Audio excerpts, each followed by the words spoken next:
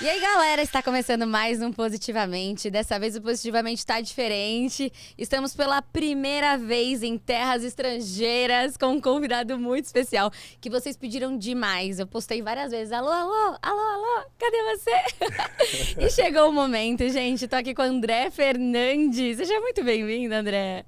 E aí, tudo bem? Prazer para mim fazer parte. Tô acompanhando direto de longe aqui. Tava ansioso para chegar o tempo da gente estar junto e que bom que esse dia chegou. Amém, exato, né? Eu tava hoje falando aqui com a galera. Hoje é o nosso último episódio da segunda temporada. Então a gente queria uma pessoa muito especial pra fechar esse episódio, essa temporada, né? Com chave de ouro. Sim. E é você, tô muito honrada por isso, André. E eu tava até falando aqui com a galera como Deus, ele honra pra tudo há um tempo, né, André? Então, às vezes a gente quer dar uma acelerada, mas pra tudo há um tempo. E eu tava mostrando aqui pro pessoal que a gente conversou dia 15 de maio de 2019. Olha isso! Eu postei uma pregação. E você comentou, que legal e tal. Aí eu era DJ, né? Aí você comentou assim, que legal, você é DJ, seja luz e tal. Daí eu falei assim, sou sim, não sei o quê. Aí eu falo assim, ó, aqui. Eu vou até postar pra vocês no nosso Instagram, gente. Eu falo assim, as pessoas acham muito estranho, né? Ficou em choque que eu sou DJ, vivo na igreja falando de Jesus. Mas Deus trabalha na bizarrice mesmo, né? Mas sinto que tem um chamado pra algo dentro do ministério, mas tudo tem o seu tempo.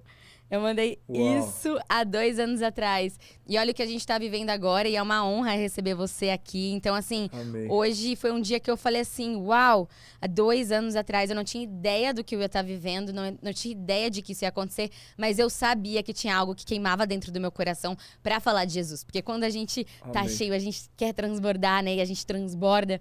Então, tô muito honrada de estar vivendo isso hoje. André, sinta-se super à vontade. Tenho certeza que quem tá ouvindo a gente também vai ser muito abençoado. Todas as minhas amigas amam ouvir a sua pregação. Todo mundo que já passou aqui também. O Yudi, a gente estava junto esses dias, eu falei sobre você. Ele, é muito legal que você tem essa comunicação, né, André? Acho que uma das coisas, assim, cada pessoa carrega algo diferente. E uma das coisas que eu vejo sobre a sua vida, que Deus entrega pra você, é uma comunicação mais pontual. E você...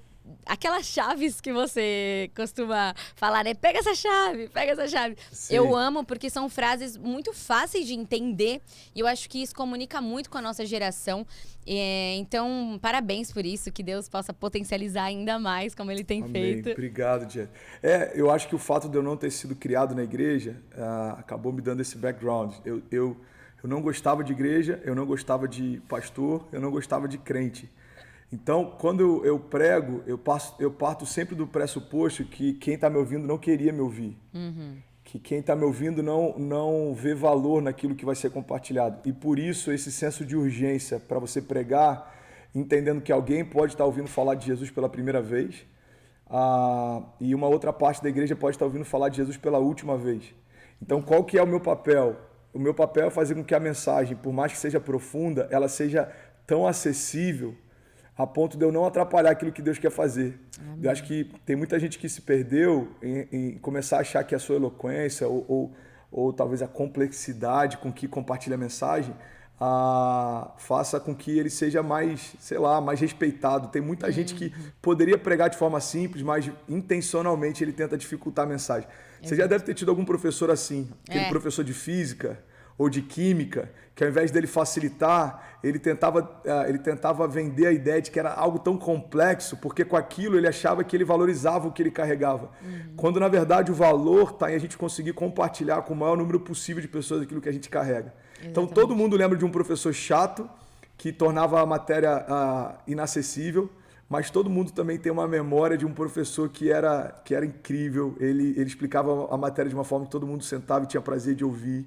Todo mundo tinha carinho e, enfim, afeição por ele. Eu acho que é assim que a gente tem que entender a linguagem. A nossa linguagem, ela precisa ser um canal. Olha que interessante. Pontífice, palavra sacerdócio, e você vai para o original da palavra pontífice, significa construtores de pontes. Então, qual é o nosso papel? É construir pontes. Eu estou falando com alguém, eu preciso construir uma ponte entre aquilo que eu carrego e aquilo que ele precisa. Existe um vazio existencial na nossa geração e a gente carrega aquilo que pode preencher esse vazio. Então, quando eu entendo que o meu papel é só construir uma ponte para Jesus chegar até lá, eu quero que essa ponte seja o mais facilitada possível. Não dá para colocar pedágios nela, você me entende? Não dá para... Enfim, ela tem que ser o mais fácil possível. Muito bom. Então, acho que é isso. Essa tem sido uma das minhas bandeiras, assim. Muito de bom. fazer com que a mensagem seja acessível, leve. E aí, quando ela conecta no coração de quem precisa, aí Deus faz aquilo que só Ele pode fazer. Não, isso. Isso é demais. E acho que, justamente, a sua história é um pouco parecida com a minha. Na verdade, eu nasci num lar cristão, mas eu fiquei muito tempo longe da igreja. Fui DJ, atriz. Então, hoje as pessoas falam muito isso pra mim. Jess, você fala de um jeito leve, fácil de entender. Mas o evangelho é simples. É pra uma criança entender, né? Então, é muito legal isso. E acho que essa forma de comunicar também, André, permitiu você conhecer pessoas, né, que o Brasil inteiro admira, o mundo admira. E isso é muito legal, é muito incrível ver a mensagem do Senhor chegar nessas pessoas. E eu te conheci o ano passado, na pandemia, que você você fazia as lives da meia-noite, né? Sim. E eu acho que muita gente te conheceu nesse período. Foi um período que eu vejo, assim, que Deus abriu muitas portas na sua vida, né? E como foi pra você esse processo, assim? Porque você já estava plantando algo há muitos anos no secreto, estava ali, Deus já estava te usando, mas de repente, que não é de repente, né? Que do nada de Deus demora pra acontecer.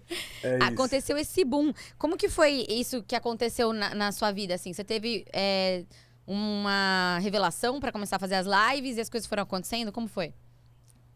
Então, é legal a gente falar sobre isso. Esse período das lives foram 55 dias ininterruptos. E tocou pessoas que eu nunca imaginei. E isso que eu achei mais louco. Tipo assim, a gente teve... Não vou citar nomes, até porque eu acho que isso não vem ao caso, mas a gente teve desde atores, apresentadores de programas de TV, músicos, celebridades, jogadores da UEFA Champions League, jogadores de vários times incríveis. E é surreal como que tocou pessoas que eu nunca imaginei. Mas qual que é o ponto? Eu poderia dar algumas chaves, né? Que eu acho que foram foi o que potencializou isso tudo. A primeira é a obediência. Então, Deus falou muito claro comigo. No tempo de pandemia, prega cura. No tempo em que está todo mundo se escondendo, se expõe. E eu vi muitos amigos de ministério, colegas de ministério que durante 2, 3 meses ficaram em silêncio. Nossa. E o que me incomodava era, será que essa galera só vai voltar a pregar quando as conferências voltarem a acontecer? Porque se o que me consome é a mensagem que eu carrego, e se eu sei que tem alguém com fome e precisa daquilo que eu carrego, não dá para eu pregar só quando tem conferência, ou só quando tem uma oferta, ou só quando tem um circuito. Eu preciso pregar em tempo e fora de tempo. Então, o primeiro ponto foi obediência. Deus falou, prega sobre cura e eu vou te usar através disso. Eu acredito que o evangelho é um contraponto a toda a realidade que a gente está vivendo. Então, se é um tempo de escassez, Deus vai usar de uma forma diferente. Ele sempre faz, mas eu creio que tem uma porção diferente de provisão sobrenatural. Se é um tempo de crise, de ansiedade, depressão, Deus pode fluir através de paz que excede todo entendimento. A gente estava vivendo a maior crise da nossa geração em relação a doenças. E não era um inimigo de uma nação. Não era tipo uma febre amarela ou malária. Era uma doença que o inimigo era global. Todas as nações enfrentando ao mesmo tempo e todo mundo perdendo pessoas que amavam ao mesmo tempo. Miami chegou a ser o epicentro de contágio mundial do Covid. A gente sofreu lockdown, toque de recolher. Foi uma loucura isso aqui. Então, primeiro ponto, obediência. Segundo ponto, você discernir. A Bíblia diz que o sábio discerne o tempo e o modo. Então, a gente discerniu que era tempo da gente se posicionar e tinha gente pensando em tirar a própria vida do outro lado e que a gente precisava pregar. A Bíblia diz, se a gente não pregar, cara, como ouvirão? Se não há quem pregue. Então, a gente começou a se posicionar nisso. E tinham lives que duravam 2 horas, 3 horas. Cada live era como se fosse uma conferência para mim, porque eu ficava 1 ou 2 horas antes orando em língua, liberando palavras, meditando. A minha família toda se envolveu, a Kezinha, que é minha esposa, e os meus cunhados estavam morando lá em casa nesse período do lockdown. Então, 2 horas antes, a gente colocava já os louvores, começava a preparar o ambiente, a gente começava a trazer à existência aquilo que aconteceria ao longo da live. E foi assim, na primeira live tinha 1.000 pessoas, na terceira tinha 3.000 e pouco, lá para, sei lá, para a 10ª já tinha 16, 17 mil pessoas simultaneamente. E a terceira chave, eu vou finalizar aqui, é que eu acho que tem a ver com fome. A nossa geração tem fome, ele só não sabe de quê. E aí a verdade é que a gente precisa se posicionar, a gente só precisa abrir a boca e falar o que a gente carrega. Não existe mais dúvida se a nossa geração precisa, se ela está vazia, se ela está em crise. A questão é se a gente vai se posicionar e compartilhar aquilo que a gente carrega. Então acho que tudo isso convergiu, sabe? Na quarentena. Muito bom. E aí ali Deus virou uma chave, assim. Foram 150 mil novos seguidores em 3 semanas. E pessoas influentes começaram a compartilhar a mensagem, começaram a fazer a mensagem chegar mais longe. Então, isso abençoou muito a nossa igreja também. A gente hoje tem cultos aqui que tem 15, 20 nações conectadas todo domingo. Bulgária, Japão, Coreia do Norte, Emirados Árabes. Então, eu acho que tudo isso tem a ver com a gente ter obedecido ano passado no meio do pico da pandemia. Amém. Nossa, você estava falando aqui, eu estava lembrando, eu não te conheci não em 2020, na pandemia, eu te conheci em 2019, quando eu postei, Sim. Inclusive eu falei com você, mas eu postei, eu vi alguma coisa no YouTube, eu vi a pregação, mas eu não passei a te realmente acompanhar. Aí eu passei a te acompanhar na pandemia, foi exatamente isso. Aí eu falei, que louca. É isso. E André, falando da pandemia, assim, desse momento que a gente está vivendo agora, né? Hoje é dia... Eu sempre gosto de falar o dia. Hoje é dia 26, uma sexta-feira aqui no Brasil, 7h50. Então, a gente acompanhou recentemente o que aconteceu com a Maíra, com o Arthur. E eu vejo, assim, André, que está acontecendo um movimento... no meio da arte e entretenimento, a palavra ela está sendo levada e está sendo atingida pelas pessoas assim que parece que antes era um pouco mais resistente. Você acredita que a gente está vivendo um novo assim, que Deus está rompendo, que a gente está vivendo um avivamento? Olha, eu acredito que sim. Eu não acho que essa entrada nas artes talvez seja o termômetro. Eu acho que é mais um dos pontos assim que evidencia o que está acontecendo. O que eu posso falar do meu ministério em especial é algo que eu nunca busquei. Eu falo isso com muita paz. E eu acho que isso me dá mais autoridade quando acontece. Então, sem exagero, 80% das pessoas que começaram a me seguir, que talvez são muito conhecidas, eu não seguia. Então, quando alguém comentou, cara, você viu que fulano compartilhou? E aí eu ia olhar lá e a pessoa estava seguindo e eu ainda não seguia. Isso tem alguma influência, André? Não tem influência nenhuma, mas eu acho que é um ponto a se avaliar, que é o seguinte, quando a gente entende o que a gente carrega, a gente se coloca numa posição em que você não vai pedir nada, você tem algo para derramar. Exato. Eu lembro que quando eu fui, por exemplo, lá na França, ano passado, orar por um jogador, eu falei com ele, cara, eu trouxe um livro de presente para você e eu vim aqui, cara, só para te abençoar. Eu orei com ele, depois teve um outro jogador do Liverpool que tinha acabado de machucar o joelho. Aí entraram em contato, perguntaram se eu poderia orar por ele. No dia seguinte tinha um motorista lá no lobby do hotel, levou a gente para poder orar por ele. Então qual que é o ponto? Quando a gente entende o que carrega, a gente entende que Deus não dá acesso a essas mesas para você pedir favor. Deus te dá acesso a essas mesas para você liberar favor. Amém. Eu lembro de um momento que aconteceu com o Billy Graham, alguns anos atrás. Ele era extremamente popular, pregava em estádios e era super bem quisto. E aí alguém perguntou, Billy Graham, por que você não se candidata a presidente dos Estados Unidos? Estava maior frição em relação a isso, né? E a resposta dele, cara, eu acho que a gente precisa trazer para o nosso ministério, independente da dimensão do teu ministério, do alcance, independente do que você faça. A essência do que ele falou eu achei muito forte. Ele disse o seguinte, eu jamais me rebaixaria de embaixador do reino dos céus para presidente de uma só nação.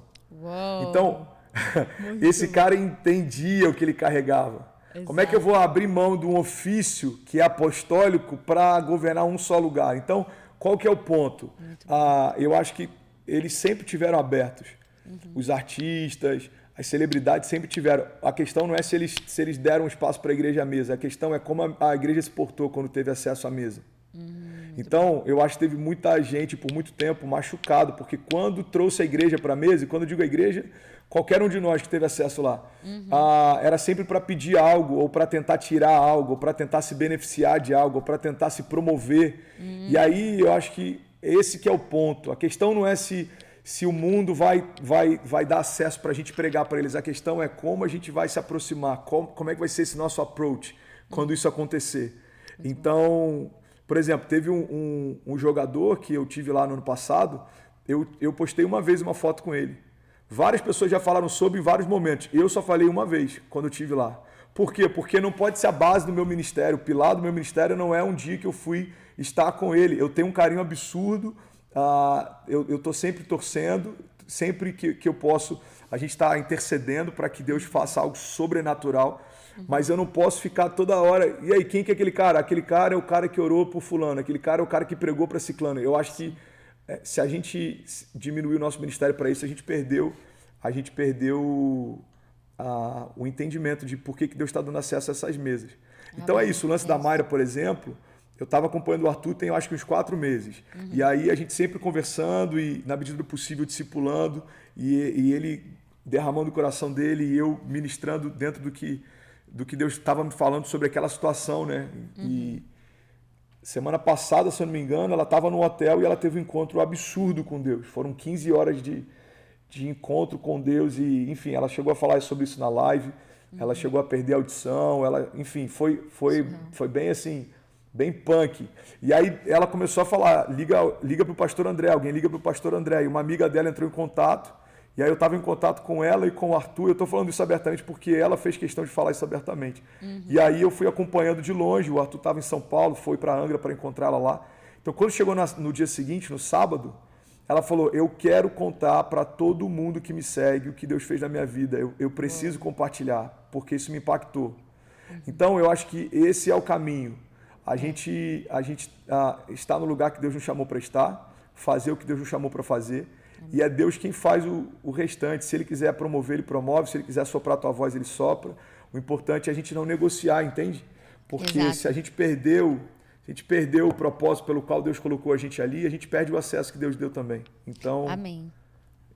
Eu vi uma pregação uma vez que você falava assim, se você perguntar para alguém como essa pessoa chegou lá e ela souber explicar, é mérito dela. Agora, a graça vai te levar em lugares onde você nunca imaginaria, né? E às vezes eu olho assim, às vezes não, todo dia. Tipo, hoje, olhar toda essa equipe aqui que tá me olhando com essa excelência, tudo, esse estúdio. Eu falo assim, como assim? Eu fico perguntando assim pra Deus, sabe? Eu falo, Senhor, que eu faça com excelência, que eu faça aquilo que o Senhor deseja, que eu faça toda a honra e toda a glória.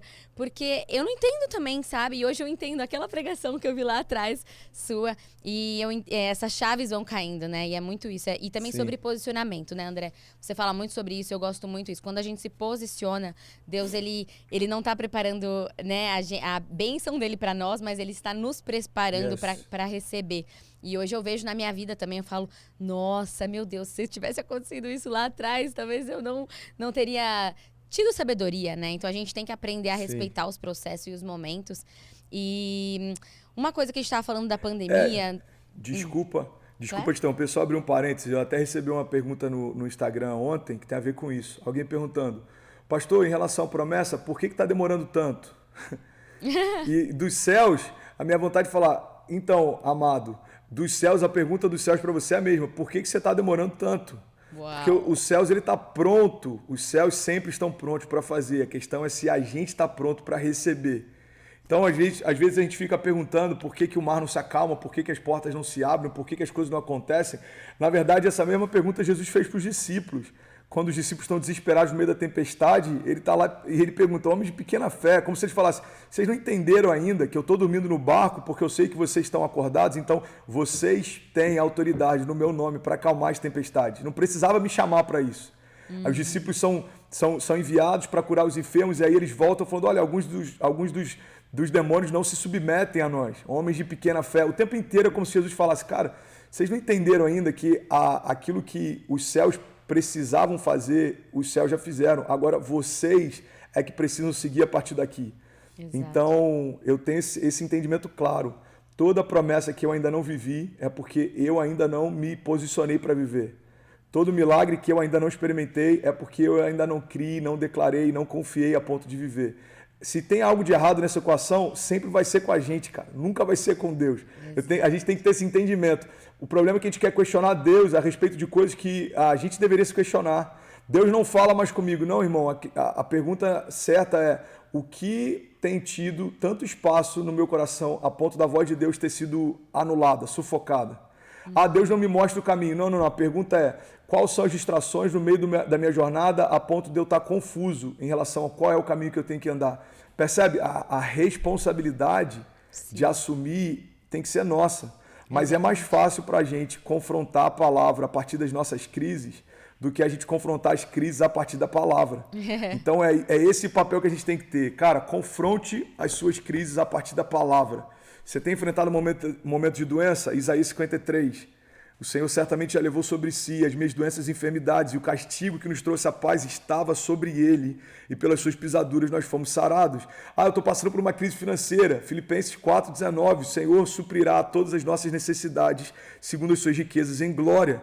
Eu estou sendo perseguido, tem muitas coisas se levantando contra mim. Cara, o Senhor é o meu refúgio, fortaleza, socorro presente na hora da angústia. Em outro momento, e são citações que eu sempre faço, e são orações que a gente precisa fazer que já estão na palavra. Podem 1000 cair ao meu lado, 10.000 à minha direita, eu não serei atingido. A gente precisa ter mais contato com a palavra para a gente poder entender que para que a promessa se cumpra, só depende da gente estar posicionado. Deus está sempre pronto para fazer. A pergunta dos céus é: você está pronto para receber? Então, eu acho que isso faz muito sentido, e é o que você está vivendo também, né? Esse romper de Deus, parece que eram águas que estavam acumuladas, sabe? Parece que era uma represa, e do nada começou uma frestrazinha, e você está vendo aquela água sair, e aí começa a aumentar mais aquela fresta, até que, bum, aquilo explode, rompe. É exatamente assim, o que Deus tem para nós é esse romper de águas. Amém. É exatamente isso. E eu concordo muito assim com o que você fala sobre posicionamento e obediência, porque eu precisei me posicionar. Deus me entregou uma palavra de 2019 para 2020 que não era mais para eu tocar, que não era mais naquele lugar que eu deveria estar. Eu estava tocando no Réveillon, uma festa maravilhosa, 10.000 pessoas. Uau. E Deus me trouxe essa palavra. Ele falou assim: pronto, mas não é mais aí. Aí eu fiquei tipo assim: como assim, Deus? Já vou fazer o quê? Como assim? E aí eu ainda comentei com uma pessoa que estava do meu lado. A pessoa tipo: tá doida, viajando, né? E eu falei: tá bom, Senhor, então me mostra. E o Senhor começou a me mostrar. Mas passou 1 mês, 2 meses, 3 meses, eu precisei me posicionar muito em relação a várias coisas da minha vida. E foi muito difícil. E todo mundo falava que eu tava louca. Todo mundo falava que eu tava louca. Tipo, tá muito louca por Jesus. Tá muito assim com a igreja. Só que eu sentia que era aquilo que o Senhor pedia pra mim. E hoje, 1 ano depois, não faz muito tempo, tá, gente? Mas 1 ano depois, eu tô vivendo o melhor do Senhor pra minha vida. Assim, eu nunca tive tão feliz, Amém. E tão realizada e tão cheia. Amém. Então, o que eu desejo pra você que tá ouvindo, o André... o que Deus derramou na vida do André, derramou na minha vida. E hoje eu tô vivendo. Amém. E eu quero declarar sobre a sua vida que também tá ouvindo. Amém? Amém? Se posiciona, obedeça. A gente tem que buscar mais, a gente tem que se posicionar mais. Não é sobre Deus não fazer, é sobre você estar fazendo para Deus poder te entregar, né? Amém. Isso, eu lembro que tem uma frase de um pastor da Califórnia que ele diz o seguinte: a gente vive clamando para Deus para que Deus faça alguma coisa, e Deus dos céus está dizendo: eu já fiz alguma coisa, eu fiz você. Agora faça você alguma coisa. Então é isso. Exato, é isso, cara. A gente só precisa reagir a isso. No meu livro, a resposta que você precisa, acho que tem até um aqui, a produção vai me ajudar a pegar daqui a pouco. Eu falo um pouco sobre uma experiência do Bonovox na África. Ele tirou um tempo para ajudar lá no orfanato. E ele ficou impactado porque ele viu crianças morrendo lá por conta de AIDS, desnutrição. E ele voltou para casa e ele ficou meio que em choque. E ele começou a questionar Deus, dizendo: Deus, por que você permite que algo aconteça? Você não vai fazer nada? Uhum. Eu vi crianças morrendo, eu vi crianças sem esperança, eu vi crianças sem alegria, eu vi crianças sem comida. Você não vai fazer nada? E aí a resposta que Deus ministrou para ele foi a seguinte: ô filho, quem você acha que moveu o teu coração para ir até lá? Uau. Quem você acha que tirou você do teu conforto e moveu o teu coração para ir até lá? Então, ali para ele foi um choque. Eu acho que é esse entendimento que a gente tem que ter. O Bono estava lá porque Deus moveu o coração dele para isso. Então, a gente tem que parar de perguntar: Deus, por que você não faz algo? A gente tem que começar a perceber o que Deus já nos chamou para fazer. Amém. Deus chamou Pedro para algo, Deus chamou Davi para algo, Deus chamou Daniel para algo, Deus chamou Gideão para algo, Deus chamou Abraão para algo. E a gente lê a história desses homens, cara, pega essa chave, a gente lê a história desses homens até hoje porque eles responderam esse chamado. Mas outros milhões de homens foram chamados e a história deles não é contada porque eles não responderam esse chamado. Então a gente precisa entender que todos nós recebemos um chamado de Deus. E aí a história que a gente vai viver com Deus vai ser contada ou não de acordo com a nossa aceitação desse chamado. Então eu acho incrível a história do Billy Graham. Cara, um dia ele aceitou um chamado.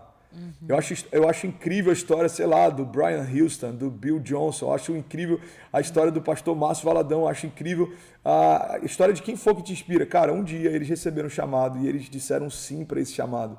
Então, Amém. a gente precisa gastar mais tempo entendendo qual é esse chamado do que qualquer outra coisa, porque é a partir disso que tudo começa a acontecer. O nosso chamado antecede a nossa existência. Então, por isso que tem tanta gente na nossa geração com crise existencial, porque quer correr sem saber para onde, quer construir sem saber o quê, quer se mover sem saber qual é o chamado que carrega. E aí tem um monte de gente chegando mais rápido em lugar nenhum, porque a gente está correndo, a gente está em movimento, mas a gente não sabe nem para onde vai, a gente não sabe nem por onde começar. Então, quando eu entendo essa verdade, que o meu chamado antecede a minha existência, eu gasto mais tempo afiando o meu machado. Se eu não me engano, essa frase é do Abraham Lincoln. Eu gasto mais tempo afiando o meu machado do que tentando cortar as árvores, né?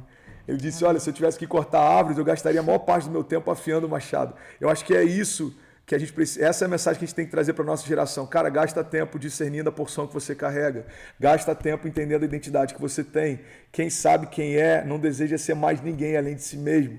Gasta tempo entendendo qual é a tua missão, qual é o teu propósito, qual é o teu desígnio, para que Deus te chamou, para que Ele te desenhou. E aí, a partir desse descobrimento, tudo flui a partir disso, né? Amém. Então, enfim, eu sou apaixonado em falar por propósito porque é o que mudou a minha história. Amo. A gente entendeu o que Deus chamou a gente para fazer. E tudo faz sentido quando a gente entende, né, André? De para com essa busca. Eu sou uma pessoa muito inquieta, então eu já fiz muita coisa. Atriz, DJ, sei o quê, já até dei aula de inglês. Eu já fiz tanta coisa, porque eu tinha essa inquietação. Eu acho que a gente tá falando aqui muito sobre chamado. Muita gente que vai estar ouvindo a gente, eu tenho certeza que vai ficar pensando, mas como descobrir o meu chamado? Eu acho que é a grande pergunta, né, André? Então, a gente tá falando aqui sobre a gente passar mais tempo descobrindo o nosso chamado, entendendo a nossa identidade. Para quem tá ouvindo, André, e você fala muito bem sobre isso, dá um conselho, assim, para quem tá se sentindo perdido, não sabe para onde vai, o que será que eu nasci para fazer? Dá um conselho pra galera que tá ouvindo. Cara, essa é uma das perguntas que mais me fazem. Eu imagino. E a resposta, às vezes, pode parecer até que a gente está indiferente com a luta do outro ou com a busca do outro. Mas eu acho que a melhor chave que eu poderia te entregar, você que está me ouvindo, é a seguinte: a gente nunca compartilha intimidade com quem a gente... segredos com quem a gente não tem intimidade. Então, eu, por exemplo, compartilho coisas para minha esposa que eu jamais falaria aqui no podcast. E eu compartilho coisas para o meu time que eu jamais falaria aqui no púlpito. O problema é que a gente quer que Deus compartilhe aquilo que tem de mais íntimo no coração dele para a gente, quando a gente não tem a menor intimidade com ele para ouvir isso. Então, qual que é o segredo para entender a identidade? É entender que ela está dentro, não fora. Então, eu paro de me cansar nessa busca do lado de fora e eu começo a gastar tempo para me encontrar do lado de dentro. O sentido da vida é para dentro. Então, eu carrego o mesmo poder que ressuscitou Jesus Cristo dos mortos. Eu me tornei morada, habitação de Deus. Ele decidiu morar dentro de mim. Eu preciso entender que todas as respostas já foram depositadas dentro. A Bíblia diz, sobre tudo que se deve guardar, guarda o teu coração, porque é dele que procede as fontes de vida. Você percebe que em todos os momentos a Bíblia está deixando claro que a chave está dentro, não fora. E é por isso que eu gosto de brincar com esse termo chaves, porque a grande verdade é o seguinte: na nossa jornada a gente vai ter várias estações e várias portas. Sejam portas ministeriais, pessoais, financeiras, seja o que for. E a grande verdade, cara, é que não importa o tamanho da porta que está diante de você, mas se você tem a chave certa para abrir ela. Então, a identidade é essa chave principal, é a que abre tudo a partir daí. Porque quando você entende quem você é, você entende o que você carrega, você entende o que você pode em Deus, você entende o que Ele te chamou para fazer. E uma outra coisa que eu acho que é importante a gente pensar quando a gente fala sobre identidade é que identidade não é uma vocação ministerial. Eu vou dar um exemplo aqui.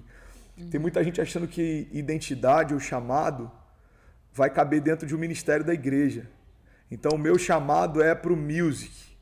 O meu chamado é para a parte artística da igreja. O meu chamado é para design. O meu chamado... Não, cara, teu chamado não é uma função. Teu chamado ele é muito maior do que isso, é como uma umbrella, é um guarda-chuva, tem uma série de coisas, de missões que estão debaixo desse chamado. Então eu vou dar um exemplo. Agora eu estou participando de um podcast e isso faz parte do meu chamado. Qual que é o meu chamado? É incendiar a minha geração, é compartilhar uma mensagem de vida, é trazer despertamento, é ativar pessoas, é impulsionar pessoas a viver o propósito. Então, seja um podcast, seja uma live, seja um livro, seja uma pregação, seja um tempo de mesa, seja a plantação de uma igreja, tudo isso coopera e faz parte do meu chamado.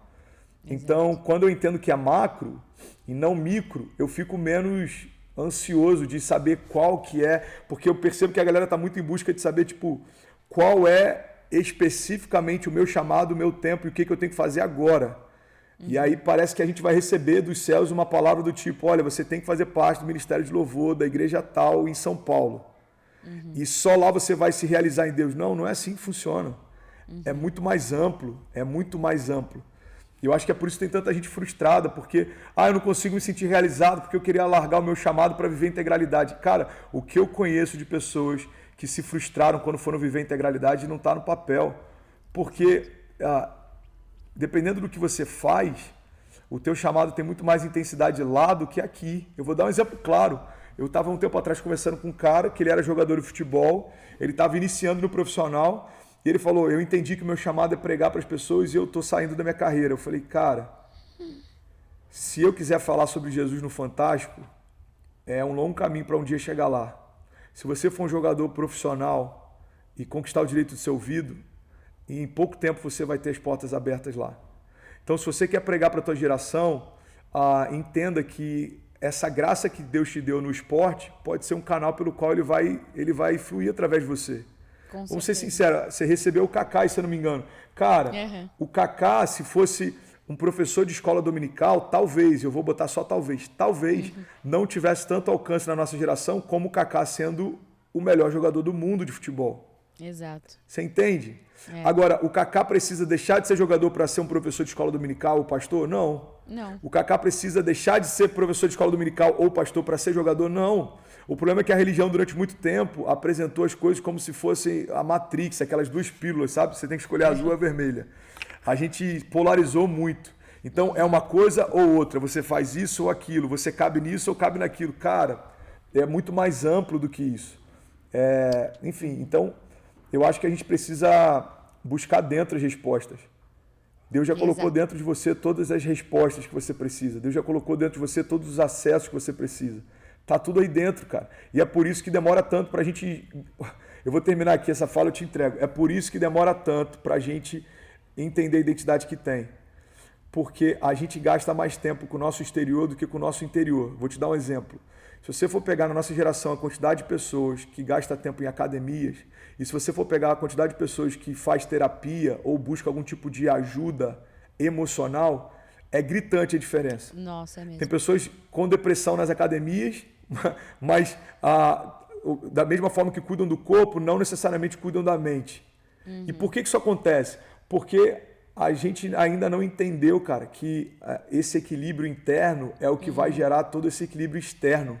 Por que Jesus ele dá uma palavra e toda a tempestade cessa? Porque a paz que havia dentro dele manifesta uma paz ao redor dele. Jesus ele carregava verdades dentro dele que quando ele abria a boca transformava as verdades ao redor dele. Então ele tem a paz dentro de si, o mar se aquieta também. Jesus tem cura dentro de si, por onde ele passa a doença precisa sair, porque a cura de dentro dele para fora foi manifesta. Jesus carrega a essência da vida, Jesus carrega a provisão sobrenatural. Cara, eles precisam pagar um imposto, ele dá uma palavra, Pedro pega um peixe, dentro da boca do peixe tem uma moeda de ouro. Ou seja, a provisão é Jesus, a cura é Jesus, a vida é Jesus, a liberdade é Jesus, a plenitude de todas as coisas Deus depositou nele. Então, esse nome carrega a plenitude sobre todas as coisas. E aí, aonde esse nome foi depositado? Em nós, esse nome habita em nós. Então, quando eu acesso aquilo que Deus depositou dentro, eu transformo tudo aquilo que está ao meu redor. O problema é que a gente quer reformar do lado de fora sem nunca restaurar do lado de dentro. Aí é o problema que a gente vê de uma geração estética. Eu vou usar um termo aqui, cara, me desculpa, no Rio não é tão pesado, não sei se São Paulo é, mas... Tem horas que a gente fica, desculpa de verdade o termo, mas tem horas que a gente fica de saco cheio da galera perguntando sobre parede preta na igreja. Cara, pelo amor de Deus, irmão, já passamos dessa fase. Pastor, o que sai de parede preta? Eu não acho nada. Vamos falar sobre 40... A cada 40 segundos tem alguém tirando a própria vida, porque a gente está discutindo costumes quando deveria estar pregando a verdade. Pastor, o que você acha de fumaça? Eu não acho nada, irmão. O que você acha de... Cara, eu não acho nada. Vamos falar sobre o que é realmente relevante. Então, Exato. por que a gente ainda discute sobre a cor das paredes ou a quantidade de fumaça? Porque a gente ainda está procurando respostas fora, ao invés de parar e olhar para dentro. Jesus, antes de começar o ministério, tira 40 dias, jejum e oração. Para que Jesus para 40 dias? Para olhar para dentro. Jesus está tendo tempo com Deus, ele tinha autoridade dos céus porque Jesus tinha tempo com os céus. Jesus está olhando para dentro. Aí ele acaba de fazer milagres, multiplica pães e peixes. Ele fala para os discípulos em vários momentos, vai na frente que eu acompanho vocês. E ele tira tempo. A Bíblia diz, como de costume se recolhe para orar. Jesus gastava tempo olhando para dentro.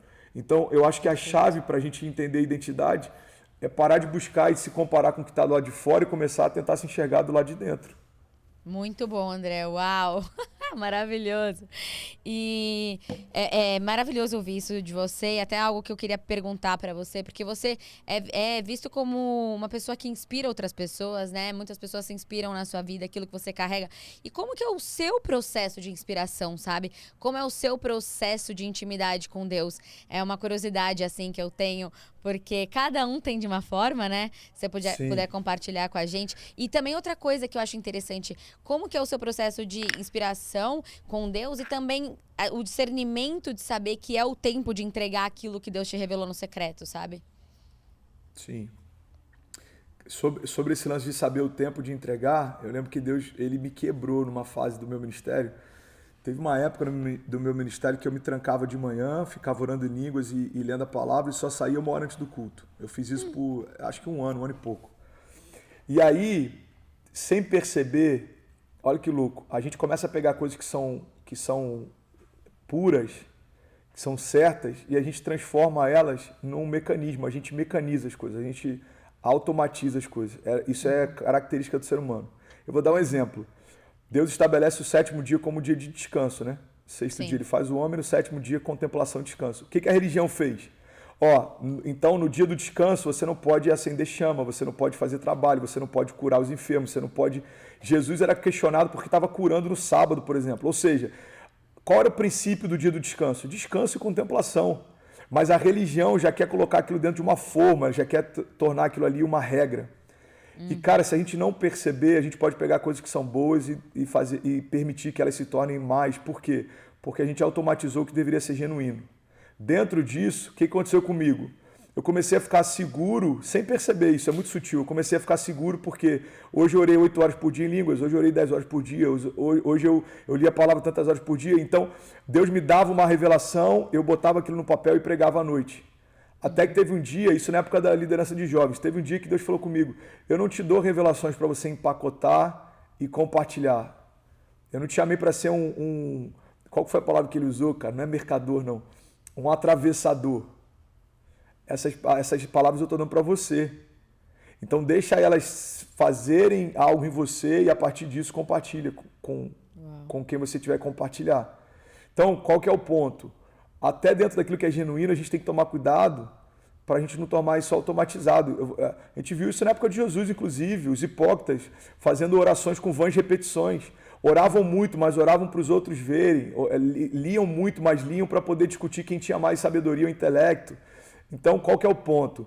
Eu acho que é importante a gente ter uma dinâmica, mas eu acho que é importante a gente não se tornar refém dela. Uhum. E isso, para mim, foi libertador. Porque tinha épocas que se eu não conseguia orar tanto tempo ou me preparar tanto tempo, eu subia inseguro no púlpito. Uhum. Até que um dia Deus ele começou a ministrar isso comigo. Não tem a ver com a oração do dia. Não tem a ver com a performance atual de André. Tem a ver com a performance final de Jesus. Jesus liberou algo sobre você. E não depende do teu dia bom. Depende daquele dia perfeito. Tem até uma música na nossa igreja que a gente vai lançar daqui a algumas semanas, se chama Dia Perfeito. Que é o dia em que Jesus se entregou por nós. Então não depende do teu dia mal.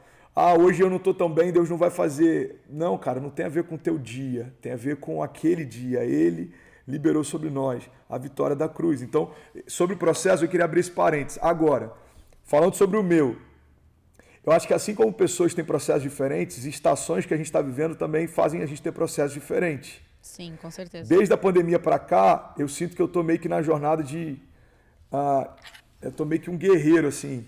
Você vai entender onde eu quero chegar. Até antes da pandemia, a gente estava numa pegada muito evangelística. Durante a pandemia até aqui, eu sinto que a gente está numa pegada quase que como de resistência. Somos a resistência. Na Califórnia, as igrejas não podem fazer culto. Em vários lugares, nem ao ar livre. A gente teve aqui, com 3 meses de igreja, o nosso lockdown. A gente tinha mais tempo de igreja fechada do que de igreja aberta.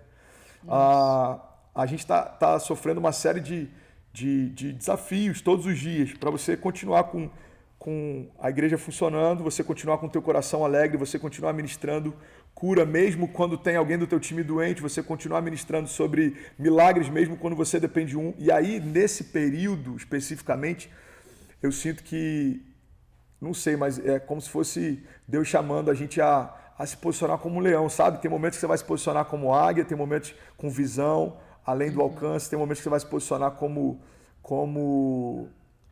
ovelha, com pureza.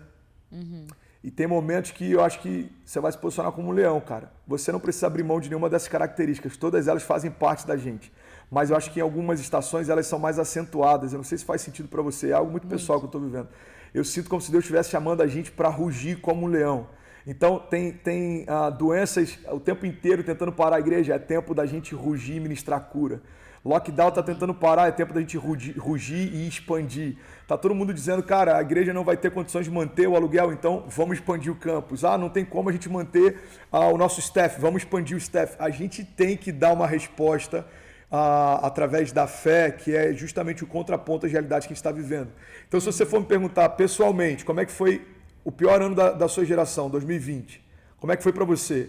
Foi o melhor ano da minha história. Deus me deu meu filho, Deus expandiu a nossa igreja, Deus aumentou o alcance da nossa voz. Nunca vi tantos milagres de cura acontecerem, nunca vi tanta gente sendo tocada. Ninguém conhecia. Terminamos o ano sendo o maior podcast de religião e espiritualidade de todas as plataformas. Ficamos durante 100 vezes, olha que loucura isso, Jé. Durante 100 vezes, o meu podcast foi o mais ouvido de todas as categorias. Se você pegar qualquer podcast da plataforma Spotify, por 100 vezes no ano de 2020, foi o mais ouvido. Uau, então, qual que é o... sensacional. Não é louco isso? Qual que é o ponto? Cara, quando estava o inferno tentando acuar a igreja, a gente precisa se posicionar e rugir como leão. A Bíblia diz que as portas do inferno não prevalecerão sobre a igreja. Amém. As portas não são uma arma de ataque do inferno. A Bíblia não está dizendo, olha, o inferno vai contra a igreja e ele não vai vencer. Não. A Bíblia está dizendo, a igreja vai contra o inferno e as portas do inferno não vão resistir ao ataque da igreja. O problema é que quando a gente não entende essa porção que a gente carrega, ao invés da gente pedir para que Deus nos dê ousadia para avançar, a gente pede para que Deus nos dê resistência para resistir. Cara, a gente precisa avançar e saquear o inferno, a gente precisa se posicionar. Então, resumindo isso tudo, dentro da tua pergunta, como está sendo para mim nessa estação? Está sendo um tempo de posicionamento e resistência. Os nossos cultos de oração, o movimento de oração que começou aqui, os nossos cultos aos domingos, começamos agora um culto americano, começamos mais alguns serviços. Tudo isso a gente tem cada vez se posicionado mais como igreja e quanto mais os cenários tentarem parar a igreja, mais a gente vai avançar como igreja. O tempo é esse. Quando tudo isso cessar, eu acho que vai ser um tempo de renovo, porque está todo mundo cansado. Eu carrego uma série de marcas dessa guerra aí, desse último ano. Cansaço emocional. Tinha dias da live que acabava a live e eu só chorava, 1 hora inteira chorando, copiosamente. Porque é muita adrenalina, você sente um alívio, você vê as testemunhas de cura surgindo nos comentários, você vê as pessoas te mandando mensagem depois falando do que Deus fez. Teve criança paralítica curada no meio da live, gente que não enxergava foi curada, pessoas que não falavam, teve gente que tinha problema na língua presa, começou a falar. Um dia que Deus me deu a palavra para orar por pessoas que tinham dificuldade na fala, e eu via como línguas sendo desenroladas, e a gente recebendo testemunho. Então, assim, quando você se entrega muito e se derrama muito, você se desgasta muito também. Eu acho que a próxima estação, quando levantar a bandeira branca e a gente falar, cara, Covid cessou, tá todo mundo bem, os hospitais voltaram ao normal, eu acho que eu vou tirar um mês out. De verdade. Você deve de verdade. mesmo. Eu lembro nas lives que tinha live que você não tinha nem voz, André. Tinha algumas lives que eu tava rouco. Sim. Né? E sabe até por quê? 55 dias de live, 3 horas de live por dia e mais 3 cultos por semana, um ano direto pregando sem revezar. A gente estava com um problema de som aqui, e isso é legal compartilhar porque pode edificar alguém. A gente estava com um problema de som aqui, eu pregava sem retorno. Teve cultos que o administrador da igreja teve que ir para o baixo, teve cultos em que o tecladista teve que ir para a mesa de som. A gente tinha 8 pessoas que não deixaram a igreja parar, 8 pessoas. Teve dias, eu me emociono em lembrar disso, porque teve dias que a gente pregava aqui e acabava o culto, tinha que ir correndo para casa porque tinha toque de recolher e a polícia estava na rua, você não podia estar naquele horário. Então quem olha de fora fala, cara, o cara está em Miami, o cara tá plantando igreja na Flórida, o cara mó famosinho. Agora, quem vê aqui nos bastidores, via a gente chorando antes dos cultos terminar, sangrando depois que os cultos terminavam, a gente se esforçando e revezando para não deixar ninguém parar a igreja. A gente começou a igreja, tinha 3 meses aqui, veio o lockdown. Cara, na época o custo fixo, com mais de $40 mil mensal de custo fixo. Agora não tem ninguém na igreja, como é que faz? E aí Deus pegou a nossa voz e aumentou o alcance. E aí 1/4 da entrada da igreja hoje vem das nações. Olha que louco isso. Uau. 1/4 da entrada que sustenta a nossa igreja vem das nações. Então nessa época que você me via rouco, era porque literalmente ou não tinha retorno, ou não tinha estrutura, ou não tinha som. E aí nos intervalos, quando a banda entrava, anestésico direto na garganta, anestésico, para não sentir dor, voltava, terminava o culto, descansava 1 hora, começava a live. Então é isso, essa é a parte da história que a nossa geração às vezes não vê.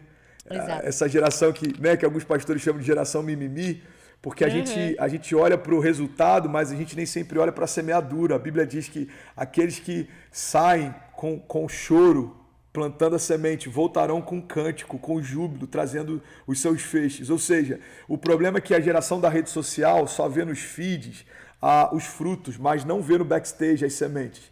Tem muito sangue, suor e lágrima envolvido em tudo que está sendo plantado. Então, eu acho que é isso, assim, essa é a nossa... Muito bom. Tem sido o nosso último ano, tem sido marcado por isso. Maravilhoso, André. E falando em pandemia, assim, eu sempre recebo perguntas de pessoas pedindo pra gente abordar o tema de... Muitas pessoas estão perdendo pessoas, né? Eu mesma perdi, infelizmente, uma pessoa da minha família pro Covid. Imagino que todo mundo que tá ouvindo conhece alguém que perdeu. Então, eu queria até abordar isso aqui no nosso podcast, que eu vejo que você pode trazer um bálsamo para as pessoas que estão ouvindo, sabe? Uma palavra de conforto. Segundo a palavra de Deus, o que a gente poderia dizer para as pessoas que estão ouvindo a gente, que perderam pessoas queridas, sabe? O que a palavra de Deus diz sobre isso? Porque muitas pessoas conhecem, né? Para mim, viver é Cristo e morrer é lucro. Mas eu acho que as pessoas não entendem a profundidade do que Paulo disse quando ele falou isso. E eu senti de pedir para você compartilhar com as pessoas que perderam isso, perderam pessoas, o que Jesus diz, o que a palavra pode nos confortar, sabe? Sim, muito bom. Eu lembro que teve uma época, a minha esposa, eu vi isso uma vez e é muito bom, né?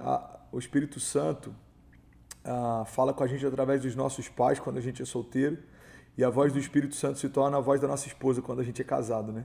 A Kezinha, ela sempre traz muita sabedoria, assim, em algumas coisas que ela me fala. E eu lembro que teve uma época que ela falou, amor, eu acho que você precisa ministrar com um pouco mais de compaixão por quem está perdendo tudo nesse ano.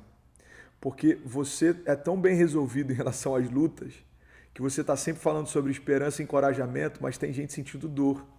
Exato. E aí eu lembro que aquilo ali me causou assim, reflexão, porque de verdade eu acredito que... Mas isso é algo pessoal, tá?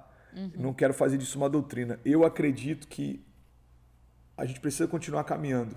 Se a gente está machucado, caminha machucado. Se você não consegue caminhar, se rasteja. Se você não consegue rastejar, pede ajuda, mas não para. Essa é a minha filosofia de vida. Então, quando eu estava internado, eu fiquei 35 dias no CTI. Cara, eu escrevi um livro e eu reorganizei um outro livro no hospital. Eu fiz do banheiro do meu leito um home office. Eu não tomava o calmante da madrugada para poder entrar em contato com o designer que morava na Califórnia. A gente falava via WhatsApp. Então, assim, para mim, esses períodos de deserto não são lugares de entretenimento, são lugares de aprendizado. Se Deus permitiu você entrar num deserto, Ele quer te ensinar algo lá.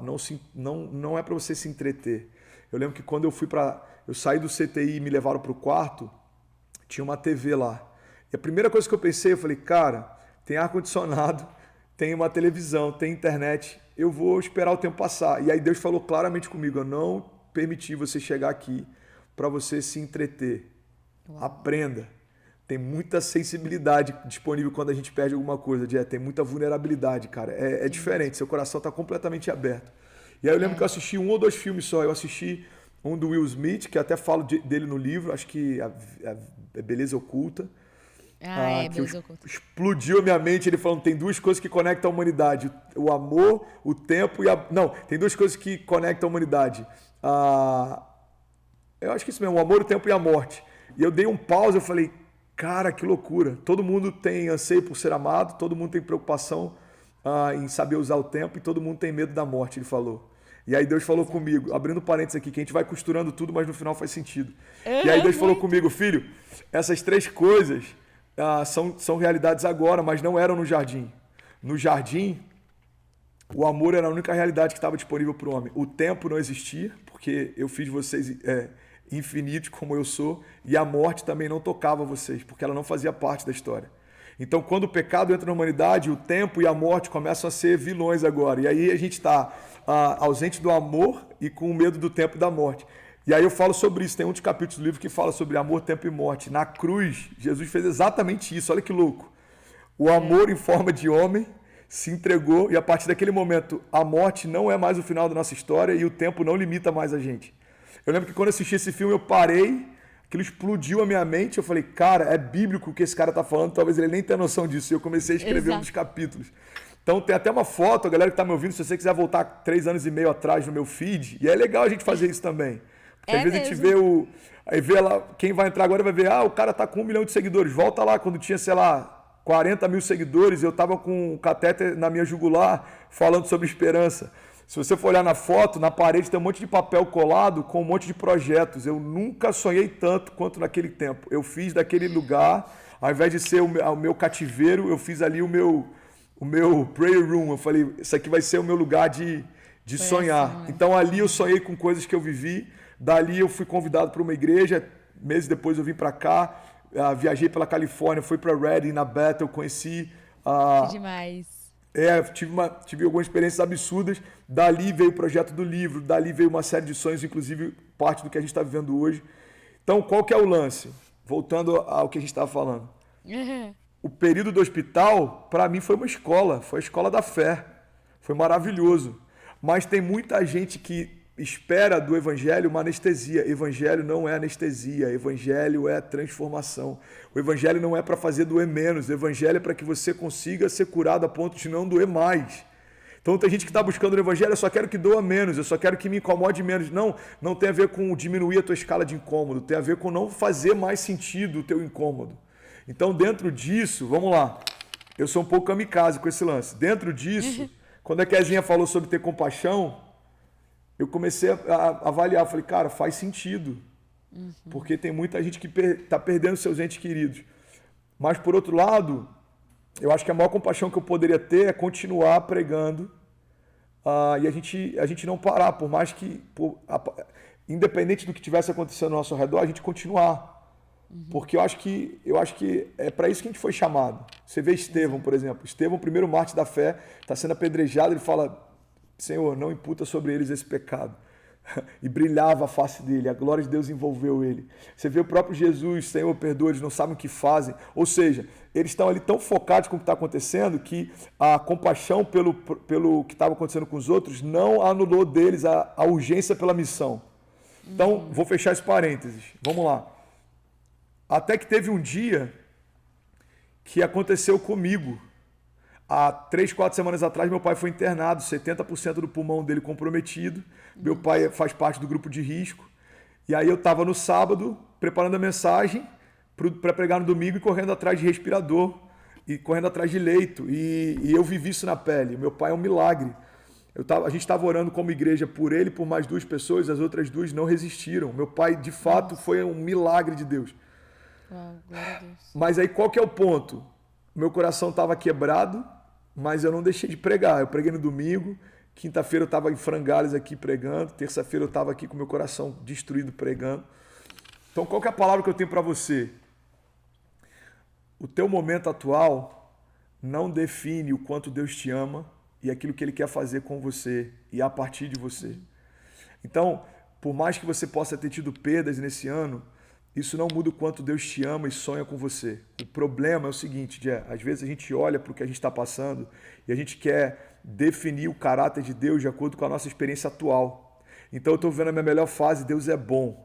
Você está aí, ó, cara, olha o que Deus fez, olha a estrutura que Ele me deu, olha quantas pessoas em torno desse projeto, olha como que Deus está me permitindo sonhar, uau! O que não dá para acontecer é no dia mal a gente achar que foi abandonado por Deus. Porque no nosso termômetro, a gente acha que Deus é bom quando tudo vai bem e às vezes a gente acha que Deus é mal quando tudo vai mal. O caráter de Deus não muda de acordo com as circunstâncias que eu vivo. Ele continua sendo bom. Bondade e misericórdia é o que nos acompanham todos os dias. O Senhor é bom e a sua misericórdia dura para sempre. O Senhor é bom e a sua misericórdia dura para sempre. Então, o que eu quero te encorajar, você que tem enfrentado talvez um momento difícil durante essa pandemia, é que você entenda que esse momento não define toda a tua história. Tudo isso vai passar. Vai passar. Acredita em mim, vai passar. Eu vi com 15 anos de idade os agiotas tirando tudo da minha casa. Meus pais quebrados, meu pai num quarto barbudo sem querer ver a luz do sol. Isso vai passar. Eu vi a Kezinha com problemas durante a gestação da Cecília, enfrentando bipolaridade gestacional, tomando remédio controlado, a gente indo em psiquiatras. E isso vai passar. Eu estou falando porque há 4 anos atrás eu estava no leito de hospital gerando esse livro. E, cara, no momento mais crítico da minha história, eu vim aqui para te falar que isso vai passar. Há menos de um mês atrás, meu pai estava lutando para sobreviver. Daqui a 15 dias ele está chegando aqui para conhecer o netinho dele. Isso vai passar. Então, o que a gente precisa entender é: a minha crise atual não define aquilo que Deus desenhou para mim. Existe algo de Deus além da tempestade. A Bíblia diz: o seu choro pode até durar uma noite, mas certamente a alegria vem pela manhã. O problema é que a gente às vezes para alguns passos antes do nosso próximo romper. Tem gente que está ouvindo, você pode estar pensando até em desistir, talvez abrir mão da tua fé, do teu chamado, da tua família. Cara, continua. Você pode estar a alguns passos do maior romper da tua história. Então, 2020 e 2021, eu acho que a palavra de ordem é essa: a gente não pode parar. Deus falou para parar? Não, então não para. Ele sabe o que está fazendo. É Ele quem tem a última palavra. Amém, André. Então é isso. Você está falando, eu passei por exatamente a mesma coisa. Meu pai também foi internado um mês atrás, assim, e foi surreal o que aconteceu, porque estava muito perto de mim. E meu pai é, assim, o amor da minha vida, né? Eu tenho uma ligação muito forte com ele. E aí eu falava assim: Senhor, o que o Senhor quer me ensinar nesse momento, sabe? O que o Senhor quer que meu pai aprenda nesse momento? Então eu acho que é sobre isso, né? A gente fazer desses momentos uma escola mesmo. Então, fico muito feliz pelo seu conselho, e que você que está ouvindo receba isso e não fique se vitimizando, mas entenda aquilo que Deus quer te entregar. E, André, Amém. A gente está chegando aqui perto do final. Tem um momento aqui no podcast que chama Momento Metanoia. A gente já contou aqui vários momentos metanoia com você, mas é geralmente um momento que eu peço para o convidado compartilhar um testemunho, algo assim muito sobrenatural que viveu com Deus. Tem alguns testemunhos muito engraçados que já passaram por aqui, que Deus falou através de uma barata. Tem muitos testemunhos engraçados. Essa daí é um fenômeno, hein? Essa foi sensacional. Então, assim, fique super à vontade para compartilhar com a gente aí um momento metanoia da sua vida. Cara, momento que eu tive com Deus que testemunho. Marcou. Tem um que tem a ver com tudo que a gente falou e pode edificar alguém. Quando eu me converti, na primeira semana da minha conversão, Deus usou uma pessoa para falar que me usaria nas nações e que eu precisava aprender inglês. Cara, quantas vezes a gente já recebeu palavras assim, né? E às vezes a gente até recebe essa palavra, mas a gente não se prepara para ela. E aí, 4 anos atrás, logo depois que eu saí desse hospital e eu fui para essa igreja gringa, e chegou lá, eu vi pessoas que eu falei: uau, mano. John Gray, Irving McManus, estava lá o Jensen Franklin, tava uma galera, família Aguayo do Peru, enfim, alguns outros que eu não vou lembrar agora. E eu olhei, eu não lembro se a Kristen Kane estava lá também, eu acho que também, a Dalton Reed. Isso é incrível. Eu falei: cara, que loucura. E aí me chamaram para um after, E eu tava no after e eu não falava nada de inglês. E os caras me apresentando, esse aqui é um pastor do Brasil e tal, não sei o quê. Um convidado nosso. Chegou... hello, how are you? Hello, hi. E aí, cara, Deus falou algo que explodiu a minha mente ali.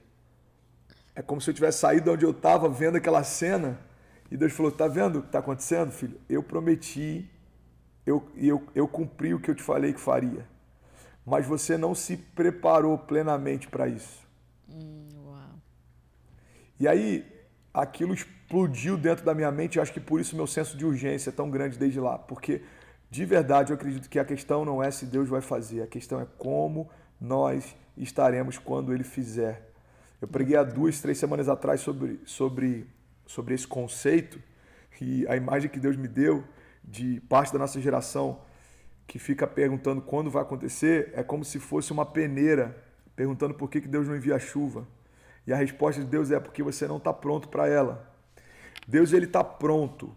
Pega essa chave. Deus, ele está pronto o tempo inteiro, em todo o tempo, durante toda a criação, desde a eternidade passada até os últimos dias, para fazer, porque cura não é o que ele faz, é quem ele é.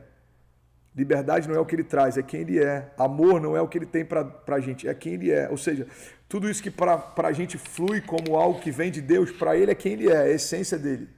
Então, tudo que você precisa, Deus já está pronto agora para liberar sobre você. Então, a gente tem que ter esse entendimento que eu preciso estar pronto para receber aquilo que Deus já está pronto para liberar. A Bíblia diz que não se derrama vinho novo sobre a odre velha. O que significa isso? Cara, a odre era onde era colocada o vinho. E quando era uma odre velha, você colocava um vinho novo, era tão forte a fermentação do vinho novo que com o tempo aquilo rompia e você perdia a odre e você perdia o vinho. E às vezes a gente está pedindo para que Deus derrame o vinho quando Ele está dizendo, eu não estou derramando, não é porque eu não te amo, é justamente porque eu te amo. Porque se eu derramar o que eu quero derramar num tempo que você não está pronto para receber, isso vai parar você. A coisa certa na hora errada se torna coisa errada também. A gente tem que ter caráter para sustentar a unção que Deus quer derramar. Então, qual que é o ponto? O ponto é, eu vivi o que Deus prometeu que faria, mas eu não estava pronto 100% para experimentar o que Ele fez. E aí a pergunta é, André, Deus cumpriu? Cumpriu. Você viveu? Vivi.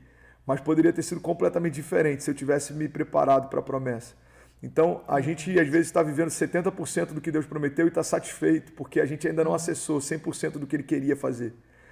Deve ser muito frustrante chegar naquele dia, e isso é só uma hipótese, é uma analogia, e você chegar lá e ser recebido, imagina, um anjo te levar num quarto e falar, deixa eu te levar aqui e te mostrar tudo que estava reservado para você. E abrir a porta desse quarto e você ver livros que você não escreveu, músicas que você não compôs, nações que você não tocou, lugares que você não pregou, filhos que você não teve, momentos que você não experimentou. Por quê? Porque Deus não quis? Não.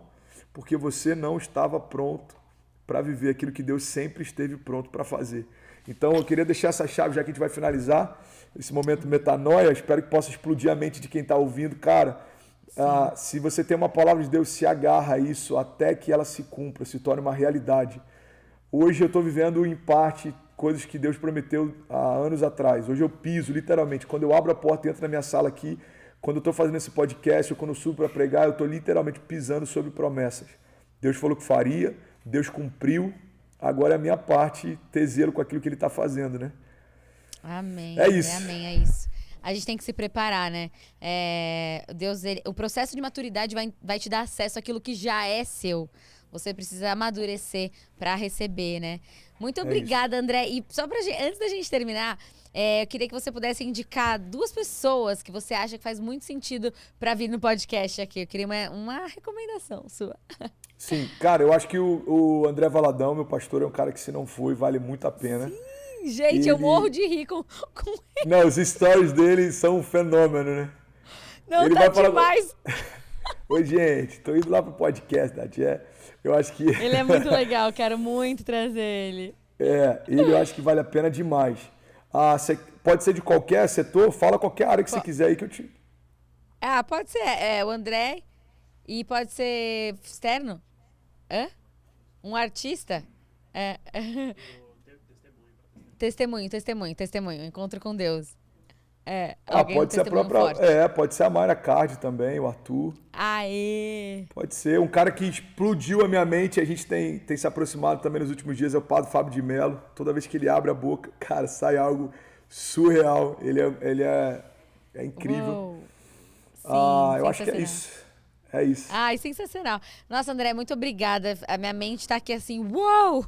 E eu tenho certeza que muitas vidas serão tocadas, alcançadas. Amém. Muito obrigada pelo seu tempo, pelo seu coração, por tudo que você tem transbordado na nossa geração. Eu fui incendiada através daquilo que Deus te entregou. E eu tenho certeza que muitas outras pessoas estão sendo. E aí outras pessoas que foram através desse podcast vão incendiar. E isso é a beleza do evangelho, né? Não parem em nós, comecem em nós. Então, glória a Deus pela sua vida. Deixa eu que Deus aproveitar. abençoe muito. Não, perdão. Eu queria só aproveitar e fazer um convite à galera que está conectada. Se você quiser se conectar com a gente aqui também na Lagoinha Miami, aproveita, segue lá. Todo domingo, terça e quinta, a gente está fritando aqui. Terça são os nossos momentos de oração, tem sido incrível. Vocês vão participar aqui pessoalmente também. Eu creio que está nascendo um movimento de oração aqui. Não é normal o que Deus está fazendo. Então se conecta com a gente aqui também na Lagoinha Miami e vamos junto. Só está começando. Qual que é o arroba? Arroba Lagoinha Miami Church. Fechou. Eu sempre tô conectada, viu, André? Eu sempre assisto. Eu amo. Muito especial. E que Deus abençoe muito a sua família, a Kezinha. Quero muito conhecer ela. Beijo, linda, maravilhosa. Os seus filhos também, eu acompanho muito. Que Deus abençoe muito. Eu sei que é só o começo. Que Ele te fortaleça, que Ele te renove. Que você tenha esse tempo de descanso que vai chegar. E que a gente esteja junto aí. Eu tenho certeza que em breve a equipe do Positivamente vai estar em Miami. Vocês vão estar no Brasil. Né, muitas vidas sendo alcançadas para honra. Fica à vontade, quando você estiver aqui, pode usar nossa estrutura, fica à vontade. O ar-condicionado hoje, que não sei o que aconteceu, não quis aparecer no podcast, mas fora isso, toda a estrutura aqui está à disposição de vocês. Ai, que demais, André. Fico muito feliz. Obrigada, viu? Deus abençoe. Valeu. Gente, sigam a gente lá nas redes sociais. O nosso podcast não acaba aqui. Vai ter live, vai ter várias coisas incríveis, várias chaves que o André revelou aqui pra gente. Eu também vou postar o print da nossa conversa de 2 anos atrás, André, pra gente ver que Deus não é homem pra que minta, né? Ele cumpre as promessas. Pode parecer que tá demorando, mas não está. Se prepara você pra receber. Vai atrás você pra receber a sua bênção, assim como a gente tá vivendo isso hoje. Amém? Amém. É isso. Prazer. Beijo. No próximo a gente está pessoalmente. Beijão. Fechado. Valeu, galera. Beijo, galera. Possivelmente também. Obrigado pelo carinho. Valeu. Beijo.